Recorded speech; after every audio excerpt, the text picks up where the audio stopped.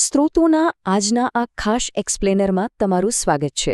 જો એક બહુ જ સામાન્ય અને પ્રચલિત માન્યતા છે. શું તમે ક્યારે એવું વિચાર્યું છે કે જ્યારે આકાશમાં કાળા ડિબાંગ વાદળો છવાયેલા હોય ત્યારે આ સોલાર પેનલ આખરે કામ કેવી રીતે કરે છે? મોટાભાગના લોકોને એવું જ લાગતું હોય છે કે સોલાર પેનલને ચાલવા માટે એકદમ આકરા અને સીધા સૂર્યપ્રકાશની જરૂર પડે, બરાબર ને? પણ આજે આપણે આ સૌથી મોટી સોલાર ગેરમાન્યતાને તોડવાના છીએ. આધુનિક ટેકનોલોજીએ હવે આખી ગેમ બદલી નાખી છે. આજે આપણે એ પાછળનું અદ્ભુત વિજ્ઞાન સમજીશું કે જ્યારે સૂર્યદાદા વાદળોની પાછળ સંતાઈ જાય છે ત્યારે પણ આજના સમયની અત્યાધુનિક સોલાર પેનલ્સ કેવી રીતે જબરદસ્ત વીજળી ઉત્પન્ન કરે છે. તો ચાલો ફટાફટ શરૂ કરીએ. તો મનમાં સૌથી પહેલો સવાલ એ જ આવે કે ભાઈ, જ્યારે આકાશમાં વરસાદી વાદળો ઘેરાયેલા હોય, સૂર્યનું નામ નિશાન ના હોય, ત્યારે આ સોલાર પેનલ્સ ઊર્જા કેવી રીતે પેદા કરે છે? અને આ બહુ જ વ્યાજબી પ્રશ્ન છે. અત્યારે જ્યારે આખી દુનિયા એટલી ઝડપથી સોલાર એનર્જી તરફ વળી રહી છે, ત્યારે ખરાબ હવામાનમાં આ સિસ્ટમ કેવી રીતે ટકી રહે છે તે જાણવું ખરેખર બહુ જ રસપ્રદ છે. તમને જાણીને નવાઈ લાગશે, પણ આ ગેરસમજ પાછળનું સાચું રહસ્ય એ વાતમાં છુપાયેલું છે કે આપણું આકાશ આખરે ભૂરું શા માટે દેખાય છે. હા, બિલકુલ સાચું સાંભળ્યું તમે. આકાશના ભૂરા રંગ અને સોલાર પેનલની કામગીરી વચ્ચે એક સીધો અને ખૂબ જ આશ્ચર્યજનક સંબંધ છે. હવે આ જાદુને સમજવા માટે આપણે ફિઝિક્સ એટલે કે ભૌતિક વિજ્ઞાનના એક મૂળભૂત કોન્સેપ્ટને સમજવો પડશે.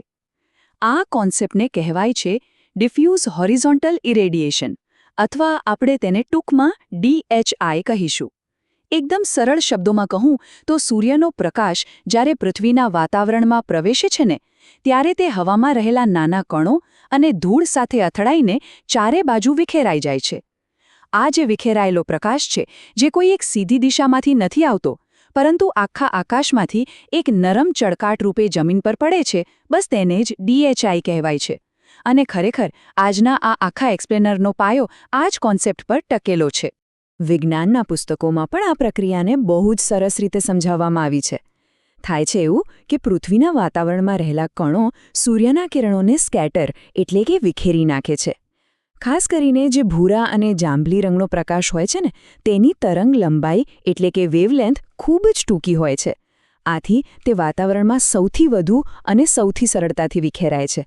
અને સાચું કહું તો આ જે વૈજ્ઞાનિક કારણ છે જેના લીધે આપણને આપણું આકાશ આટલું સુંદર ભૂરું દેખાય છે. વાતાવરણમાંથી આ રીતે સ્કેટર થયા પછી જમીન પર પહોંચતા આ જ પ્રકાશને વિજ્ઞાનની ભાષામાં આપણે ડિફ્યુઝડ હોરિઝોન્ટલ ઇરેડિયેશન કહીએ છીએ.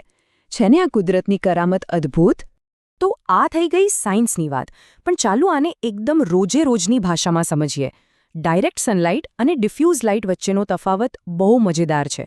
એવું વિચારો કે ડાયરેક્ટ સનલાઇટ એટલે કે સીધો સૂર્યપ્રકાશ એ એકદમ પાવરફુલ, સીધા લેઝર બીમ જેવો છે. તે એકદમ શાર્પ છે અને એક જ દિશામાં સીધો લક્ષ્ય પર પડે છે. જ્યારે બીજી તરફ આપણે જે ડિફ્યુઝડ લાઇટ અથવા DHI વિશે વાત કરી, એ પેલા લેઝર બીમ જેવો નથી, પણ એ એક એવા સરસ મજાના ગ્લોઈંગ બલ્બ જેવો છે જે આખા ઓરડામાં એક સરખો અને નરમ પ્રકાશ ફેલાવે છે. તે કોઈ એક બિંદુ પર ફોકસ નથી કરતો, પણ આખા આકાશને અજવાળે છે. હવે પ્રોબ્લેમ ક્યાં હતો ખબર છે? સોલાર પેનલ્સ વિશે લોકોમાં જે જૂની ગેરમાન્યતાઓ ઘર કરી ગઈ છે ને, તેનું મૂળ વર્ષો જૂની ટેકનોલોજીમાં છે.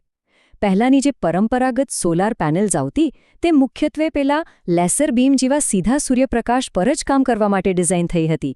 એટલે સ્વાભાવિક છે કે જ્યારે આકાશમાં કાળા વાદળો છવાઈ જતા અને સૂર્યના સીધા કિરણો બ્લોક થઈ જતા, ત્યારે એ પેનલનું પાવર જનરેશન ઘટીને લગભગ શૂન્યની આસપાસ પહોંચી જતું હતું.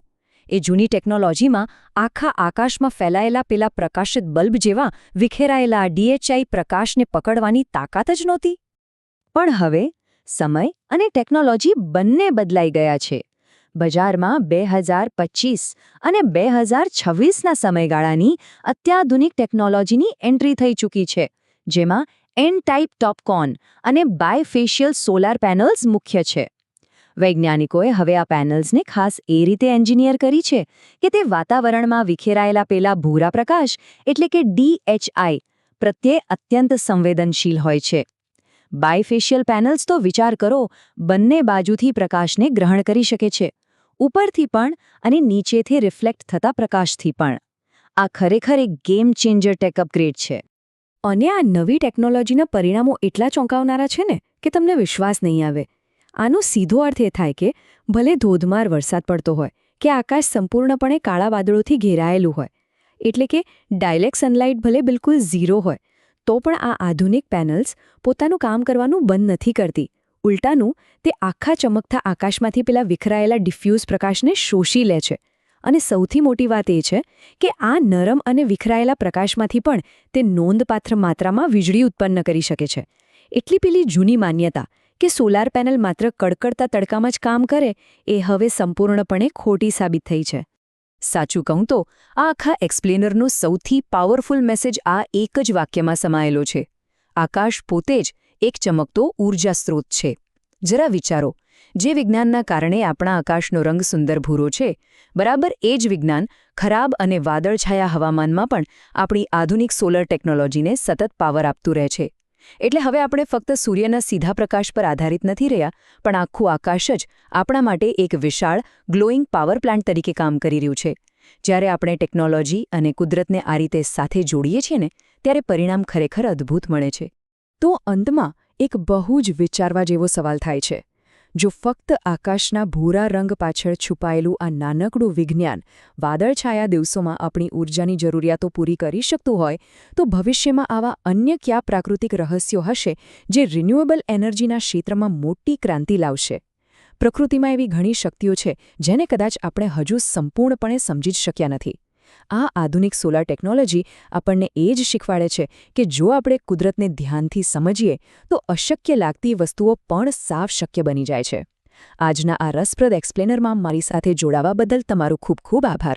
આશા છે કે આ માહિતી તમને ચોક્કસપણે ઉપયોગી અને રોમાંચક લાગી હશે.